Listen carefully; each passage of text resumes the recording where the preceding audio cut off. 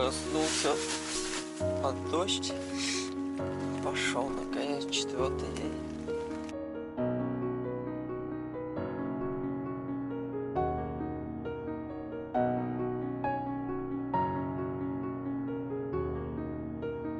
Справился с дождем. Сейчас иду дальше, в Камаево. До него 3 километра.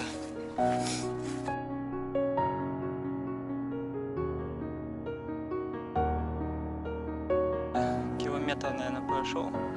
При выходе из дачного поселка вот такие вот кучи. И вот такие кучи в пожар потом превращаются. Вышел на какую-то трассу. Походу вся дорога будет идти вдоль вот такой вот трассы. Вот такие просторы открываются снова. Левый берег получается возвышенный, нежели правый. Я по правобережью иду. Вот. Все по дороге. Там видно лески. До Камаева 1,5 километра еще. Вот эта дорога мне напоминает чем-то Иссык-Куль. Также идешь как будто вдоль озера, ощущения, в общем, похожие. Практически уже у Камаева я. Вот этот поселок. До него 1 километр остался.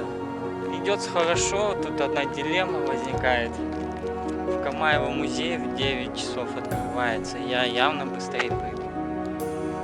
Вот дилемма. Либо ждать, час сидеть там, либо идти дальше, чтобы до Аска дойти.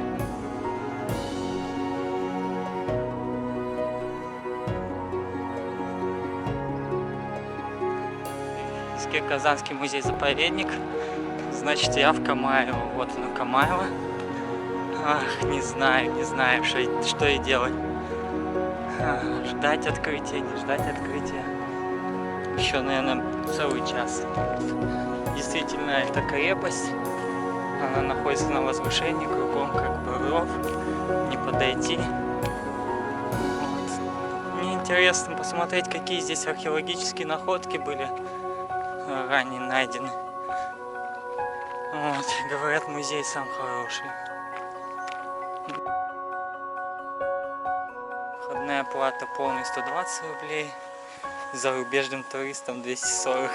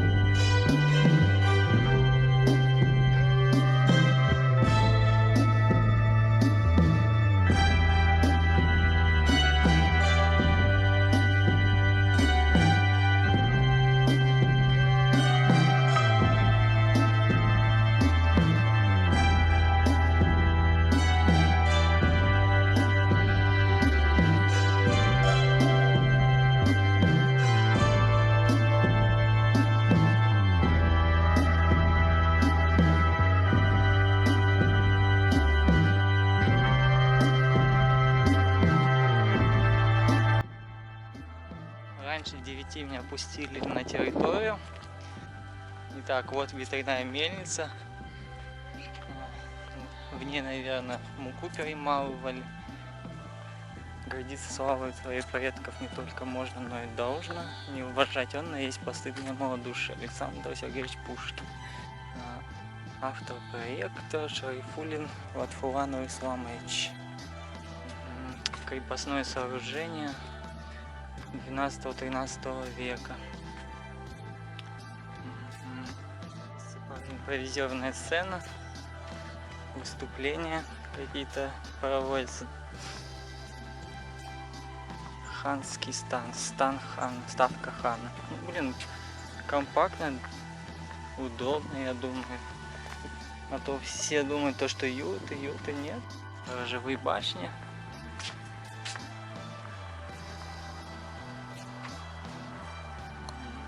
Все как положено. Защищено от холода. То есть зимой здесь тоже можно, наверное, находиться. И поднимая сторожевую башню. Да, и вправду вид красивый. Это, конечно, не Казанка, но один из ручейков. Вид на дорогу. На одну, на вторую, на железную дорогу. То есть 3 дороги видно. Ну, ощущение детства. У нас в детстве вот такие вот садики были, некие городки деревянные, беседки. Вот такой же запах, такие же ощущения, в общем. Блин, а с той стороны вид на Казанку какой потрясающий, ну, точнее, на ее русло. Она вот так вот извивается, действительно обросла со всех сторон деревьями, живописно выглядит.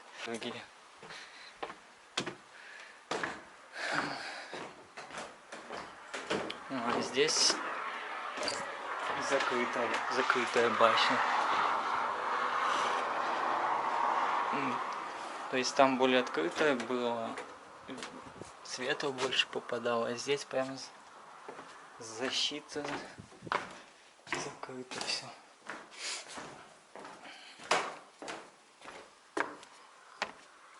Да, и вот орудия находятся там. На очереди орудия военные. Да, тоже средневековые, естественно. Галерея осадных и защитных орудий. О, это Скорпион называется. 340 год до нашей эры. Чаян. Что здесь описано от греческого слова стреломет? Торсированная двухплечевая метательная машина. Дальше баллиста. Ну да, баллисту я знаю. 1450 год до нашей эры появился античная двухплечевая тоже машина для метания камней и стрел. Вес ядер составлял 68 килограмм, расстояние 360 метров. Гастрофет, тоже название греческое. Греческий арбалет, ну да уж. Появился в 1 веке до нашей эры в Сиракузах, это на Сицилии получается. У гастрофета было одно преимущество перед луком, это было весьма мощное дальнобойное орудие. Дальше катапульта. Катапульт, правильно, да? Тоже двухплечевой стреломет, в 4 веке появился. В греческой цивилизации является оружием, способным пробивать защиту воина на расстоянии. Ката означает против, пульт питать. Расстояние 300-350 метров, 20-40 килограмм орудия. А вот непосредственно мангонель называется. Более тяжелое орудие для метания камней. Единственный недостаток является неповоротливость его частей. Ну да, это машина с балкой рычагом длиной 10-12 метров, весом около 110 тонн, до 100-150 килограмм ядра на 100-150 метров. По 2 выстрела в час. Ну да, в общем, очень сложно оперативный обстрел организовать. Онагр, тоже типа катапульты, представляет собой одноплечевой полинтон трассированного действия. Онагр выгодно использовать только против крупных, прочных, неподвижных целей. Вес снаряда до 100 килограмм, на дистанцию 100 метров в основном пуляет. Таран. Ух, таран. Да. Таран. Длинное, толстое бревно с железным наконечником. Длина бревна 25-40 метров, но здесь меньше. Отконечный таран называется сверло, чтобы как-то прикрыть штурмовые команды за бретением. Сделали с крыши. Ну да, чтобы луком не засыпали лучным обстрелом, сделали ограду. В общем, интересный музей под открытым небом, я бы сказал. Вот я имею в виду именно орудия. Побольше бы вот таких реставраций именно древнего оружия, древнего быта. Вот гончарная мастерская, как туда пройти? Скорее всего по траве. Ну да, здесь разные виды гончарных изделий. Гончарный круг. Вот мастер сюда садился, ногами помогался. Да, тут, видимо, даже мастер-классы проводятся, потому что глина еще имеется. Это пример того, что можно сделать из глины. И понятно, что это не здесь вылепляли. Вот таз, вот непосредственно печь, в которой обжигалась глина. Все достаточно просто, но практично, но тоже как легко представить современному человеку гончарную мастерскую средневековья. Я думаю, сложно. Вот, пожалуйста. Так, а это что за дом? Ну там закрыто. Мастерские рукоделия. Кузница. О, кузница тоже не интересно. Так. Запах железа с маслом. Угу. Не знаю, кузница же. Орудие кузнеца. Вот она, домная печь, которая непосредственно плавлялась из железа. Тут вот кислород поддавался, чтобы распылать огонь. А это непосредственно наковальня, где куется железо. Наждак, чтобы точить, заострять что-то. Ну и умывальник. Да. Интересно тоже. Очень просто, но сердито. Продолжаем осмотр. Вот этот колодец журавлем. Вот он, журавль. Ничего себе, это что, самовар или типа бойлер? Ага. И винлек. Ага. Шкуры накидываешь и, пожалуйста, жилище образовалось. Так же делают народы севера. Плуг есть. Это уже современный, естественно. А это вот старинный. Такая тачка из дерева. Еще одна. Уже больше железная. Погреб. Лаптик. В погребе хранят серп тут есть. Самое главное, бутылку не забыли. Запасные колеса. Фонарь. Ножницы для стрижки овец. Ну да. Кувшины различные, инструменты. Ну и сам погреб вот как будто есть. Там соленье, варенье, все хранится. Ага, вот еще не посмотрел я, что внутри мельницы. В мельнице как-то хорошо сразу. Получается, стоит ветряк, ну то есть вот эти крылья, они приводятся в движение ветром. Где-то внизу, вот там жернова огромные стоят, которые как раз таки вертятся одно на другом в разные стороны. Отсюда засыпается зерно, оно перемеливается, ну и остатки, ну, то есть мука, попадает сюда совсем подряд. Потом ее, видимо, как-то отсеивают, да, с помощью сита. Ну и получалась вот мука такая средневековая. Это аналог весов, естественно. Так, вот тоже весы старинные. Ну, я думаю, их в 18-19 столетии еще использовали. Да, мельница мне почему-то нравится. Иду я в магазин, сходил я в музей быстренько. Что сказать, интересная археологическая коллекция, не коллекция, описание тех мест, где нашли вот это казанское городище. И этнографическая есть коллекция, но она обычная, как во всех краеведческих музеях. Есть элемент тоже военного искусства, быта, то есть там разные железные уздечки и так далее. Больше всего, в общем, меня вдохновило, скажу так, это археологическая составляющая, то, как здесь в 50-е годы раскопки шли, какие могильники были, прям сами надгробные камни стоят. Вот, это самое интересное. Хочу сказать, что я не пожалел, посетив вот этот музей-заповедник, потому что там и сама крепость вот эта восстановлена, по ней чего стоит только погулять. Вот. Ну так, да, приехать на денек с близкими, там, с детьми можно вообще без проблем. Даже нужно и советую. Вот как выглядит Камаево. Дома абсолютно разные. То есть в Куркачах и Чукчугах там все такое более новое, все вот цивильное. Здесь всякое. Тем, наверное, и ценен Камаево.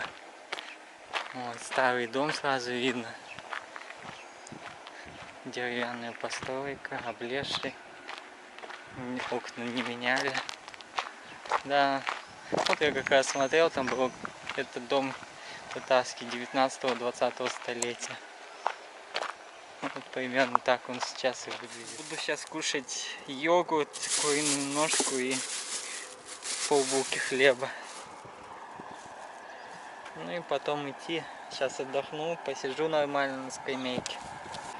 И сегодня, соответственно, уже не тороплюсь никуда. Сколько пройду, столько пройду. Я и не думал, что меня впереди ожидает еще более 30 километров пути. Что ж, теперь я направляюсь в татарскую Айшу. Новая деревня, это последний населенный пункт в Высокогорском районе.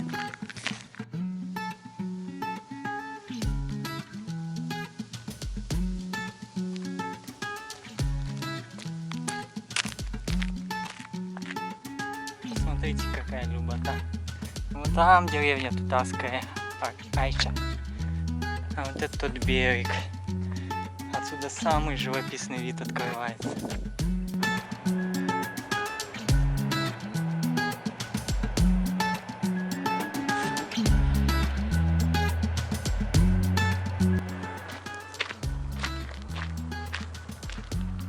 Татарская Айша – очень красивый и благоустроенный поселок. А мечеть, по моему мнению, так вообще одна из самых красивых в Заказании. Блин, какие красивые дома, а? Вау, это вообще чудо. Привет, собачка.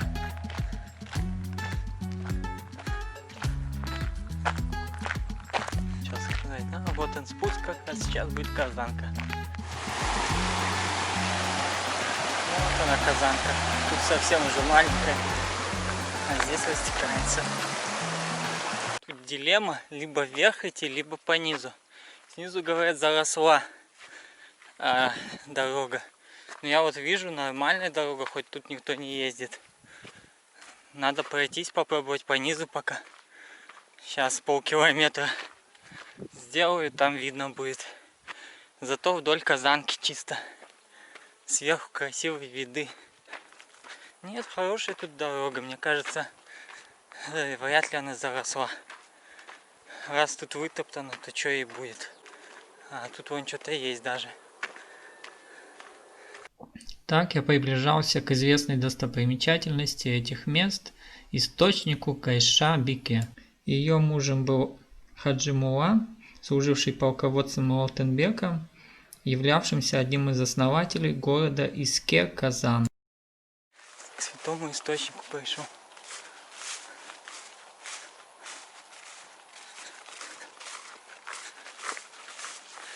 Нужно воды набрать.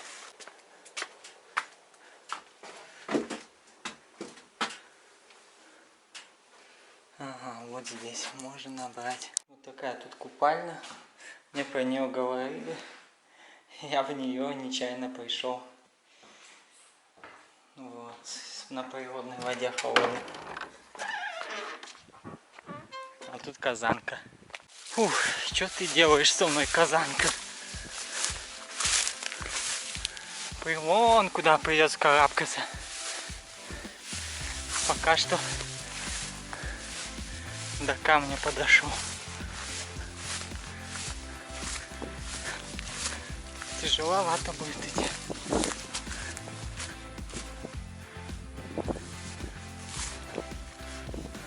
Вот такой камень. Сейчас поднимусь.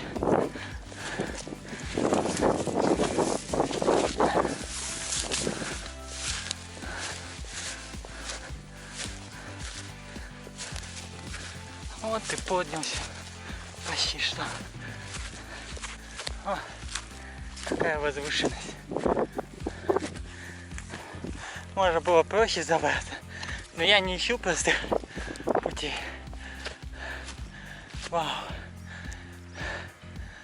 Красиво. Вон она, Камаева. Татарская. Теперь пойду вдоль этого обрыва, вдоль Казанки. Вышел на эту замечательную дорогу. Ровно по ней я дойду до следующей балки. Ее обойду и буду Чемерцы. А так бы 8,5 километров объезжать пришлось бы, обходить. Тут на прямой километра 2, наверное. Не более. Дойду куда-нибудь. О, там церковь есть. Огромный поселок. Значит, село уже. Ну да, мне говорили, вот той дорогой иди напрямую. Я говорю, я не лечу легких путей. Вот и выбрал эту дорогу. Зато вижу прям течение Казанки. Здесь очень живописно. Не прошло и часу. Вышел я на дорогу. Для этого пришлось делать где-то 40% подъем. Преодолевать огромный овраг. Вот по таким буеракам идти. Вот они, Чемерцы. Дальше, скорее всего, вон туда я иду. Место очень красивое тоже. Как поле для гольфа прям. Тут еще всяких прудов позаливать. Блин, вообще реально смотрится. Вот они, Чемерцы.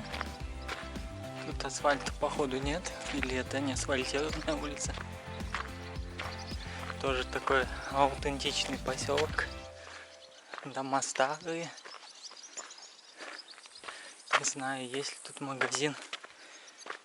Хочется чего-нибудь ободряющего. Даже не в большом поселочке есть мемориал славы. Чемерцы, а вот тут и кладбище сразу. Удивительный, конечно, поселок. На одну улицу протянулся, и все дома уникальные, красивые. Магазина нет. У детей спросил, они говорят, завтра приедет.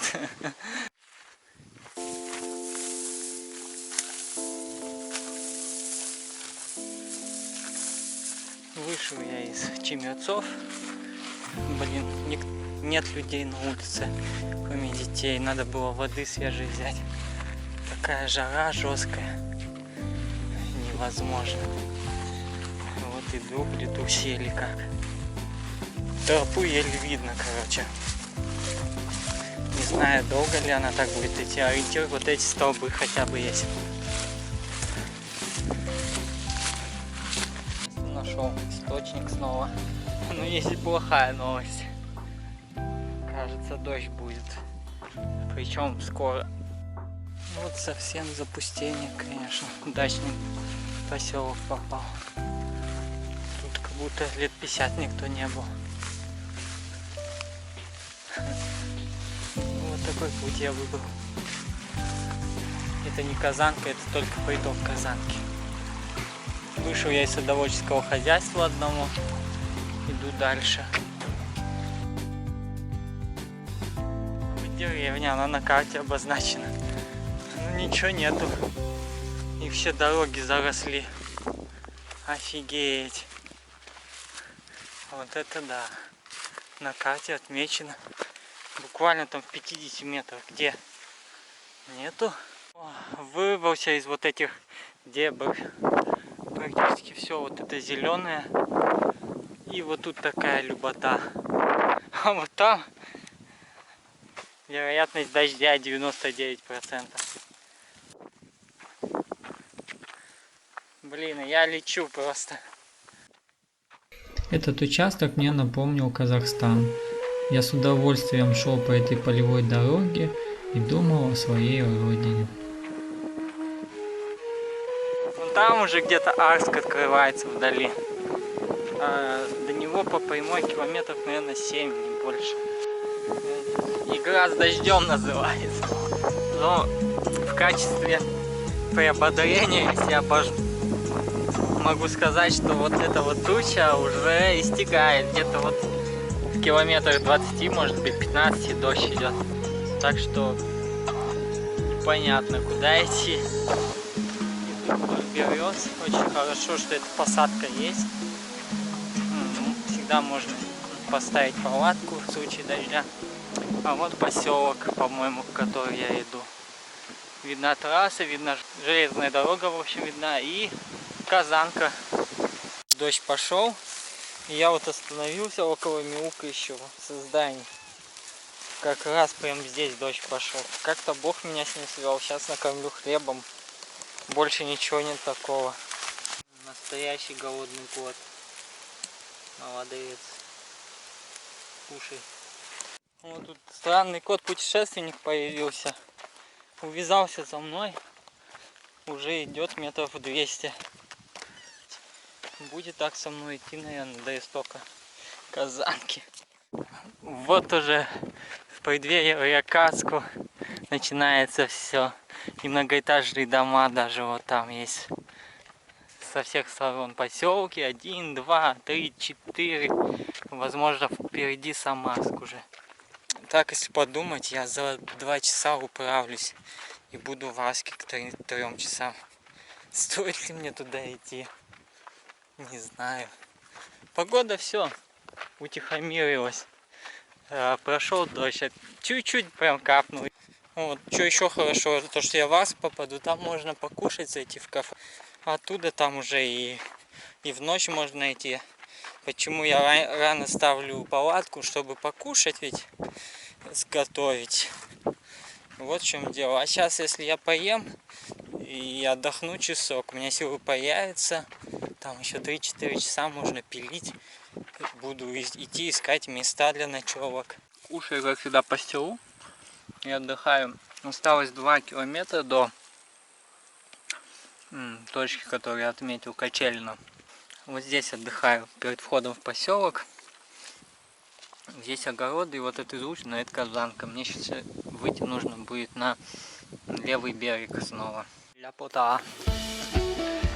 Четырехколесные моторные изобретения. Не знаю, как это называется. А тут тоже такие дома. Вот в 2 поселках последних, в которых я иду, именно такие дома с такой огородкой специальной. Да, это в Арском районе только. Вот. Соответственно, вот я и попадаю в истоки Казани. В истоки татарского народа, можно сказать.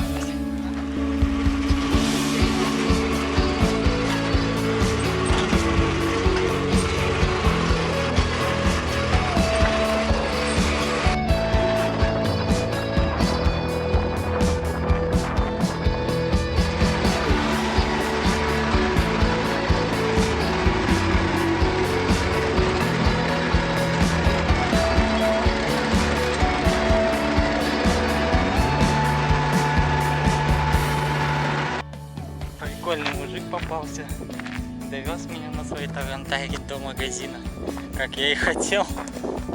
Не пришлось там подъем преодолевать, ну и получил некое удовольствие, знаете, такое прилив сил, адреналин, на тележке покататься. Он меня метров 700, наверное, провез, а самое главное, спуск, подъем, коленка болит, зарядил позитивом. Сейчас через разъезд пройду и поворот в сторону Арска вдоль ЖД, до ЖД вокзала. 6,2 километра. Ну, где-то за час 30 дойду. может быть быстрее. Я вижу поля кукурузные. Не было до этого в Татарстане нигде. Блин, красивая кукуруза выглядит. Она полностью зеленая такая. Оттенки яркие. Последний поселок зашел перед Арском. Называется Васильевская Бужит. В сумме уже 22 километра прошел. Это забрел в татарскую усадьбу. Недалеко от Арска. Работает с 8 до 4 банкетный зал. Туда-сюда. Да, ресторан, походу.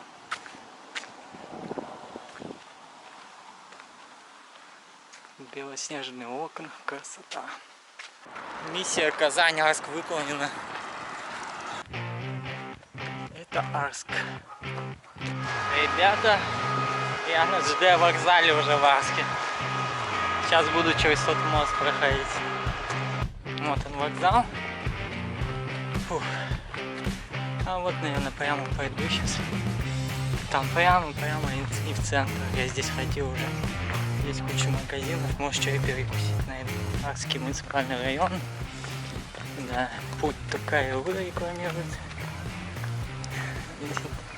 Наверное, интересный маршрут. Сколько он там, километров 50? Путь Тукая – это замечательный историко-культурный маршрут по Арскому району. Его протяженность составляет около 120 километров. Его я прошел чуть позже, уже в августе. Приближаясь к правобережью Казанки. Вот сейчас мост будет. И там подъем. Церковь, там вся культура, в общем, места. Да, вот она тут Казанка какая уже. Совсем небольшая речуха. А к берегам не подойдешь. Все зашито, блин. Только где люди отдыхают, надо искать в поселках, еще где-то. Вот. Либо поодаль. Сейчас будет подъем. Адская боль, подъем. Ну, в той части Арска я еще не был. Каждый шаг боль. Да, тут подъемище. Спустя 30 километров пути я попал в рай. Журчащие и бьющие вверх фонтаны меня расслабили. Остальная центральная часть Арска с ее благоустроенной средой и местными достопримечательностями оставила меня в еще большем восторге. В самом сердце Арска находится, пожалуй, его главная достопримечательность – Арская башня. Эта башня выполнена в современном стиле и построена в честь арчан, погибших в годы Великой Отечественной войны. Поднявшись на ее вершину, можно понаблюдать за красивыми видами Арска. Отдохнув и погуляв по центру Арска, я искал место, где можно вкусно и сытно поесть. Магнит до 10 работает. Тут точно еще успею. Кафе Халяль. О, там тоже кафешка есть. Ну вот, Бог услышал мои молитвы. Сейчас плотненько поем и пойду искать место для ночевки. Славно заправился в кафе Халяль, вот прям в центре. Вот там, где аптека.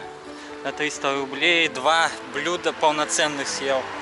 Каждый где-то 600-700 килокалорий, если не больше. То есть 1500 я точно заправился сейчас. Зашел в Магнит. Мне, короче, говорят, без перчаток нельзя. Формально, короче, жестко. Я думаю, блин, что делать? Раз нельзя, так нельзя. Зашел, взял 2 пакета на руки, одел. Так, говорю, можно, да. Все, смотрю остальных, перчатки, маски, короче, убитые до невозможности. 100 раз, наверное, уже их одевали. Ой, какой формализм. А вот церковь, дошел я и до нее. Я думаю, века 18-го храм. Прям такой мощный, около него можно милости просить. Все, теперь 5 километров в сторону Купербаша. Вот он, город Арск. Город красот, город контрастов. Вот тут инициировали зону отдыха, интересный стиль такой, кружки какие-то. А это инсталляция, посвященная столетию тайского тюльпана. Ночью, наверное, подсветка еще есть. Не видно, нет, светодиодов нет. Плохо. Дальше перерыто еще делают это. Да. Ну ладно. Пойдем по обычной дорожке. По траве. Вот еще одна мечеть в Арске. Тут детская площадка. Район Восточный, по-моему. Иду вверх, блин, тяжеловато уже. Дохожу, по-моему, Арск, уже осталась одна улица. Далее направляюсь в Купербаш. Вот тут весело, оказывается. Я направляюсь вот к этому озерцу. Да, круто, конечно. Это запруда от Казанки. Вот. Арск заканчивается, начинается Купербаш. И дорога сразу плохая. Вау, ну красиво. Вот и прошел я Купербаш. Иду к Казанке. В какой раз сегодня. Осталось около километра, даже меньше, до места ночлега. Вот сейчас я буду туда поворачивать скоро. Ощущение нормальное. Еще бы прошел километров 10. Ну не стоит насиловать организм. 35 где-то достаточно, 34. Это новый рекорд. Пешком я столько не проходил точно. Вот и вечер 4-го дня. Время уже начало, наверное, 9-го. Прошел в районе 35 километров. Остановился на озере, на запруде. Там ряд рыболовных хозяйств, и здесь тоже запруда. Отбой. Всем до завтра.